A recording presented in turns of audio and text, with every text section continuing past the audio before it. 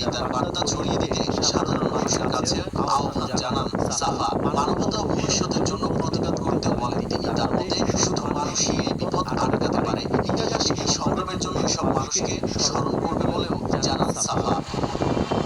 নাদিম মারজান, শুভ সংবাদ। কিভাবে ইরানের সর্বোচ্চ প্রণালী দখলে নেবে যুক্তরাষ্ট্র? একই সঙ্গে প্রণালীটি আয়ত্ত করতে গেলে কি কি ঝুঁকিতে পড়তে পারে মার্কিন প্রশাসন? এ নিয়ে একটি প্রতিবেদন প্রকাশ করেছে ব্রিটিশ সংবাদ মাধ্যম দ্য গার্ডিয়ান। এতে বলা হয়েছে, মধ্যপ্রাচ্যে পৌঁছেছে মার্কিন মেরিন এবং প্যারাট্রুপার বাহিনী। ট্রাম্প হরমুজ প্রণালীর ওপর নকশা করতে পারেন, ছোট দ্বীপ দখল বা নৌশক্তি মোতায়েনের চেষ্টাও চলছে। যুক্তরাষ্ট্রের সামরিক বাহিনী এখন মধ্যপ্রাচ্যে অবস্থান করছে। ট্রাম্প হরমুজ প্রণালী খোলার জন্য জোরপূর্বক পদক্ষেপ নেয়ার কথা ভাবছেন। বিশেষ গুরুত্ববহ এই প্রণালী কিভাবে দখলে নেবে মার্কিন প্রশাসন, আর এতে কি কি ঝুঁকি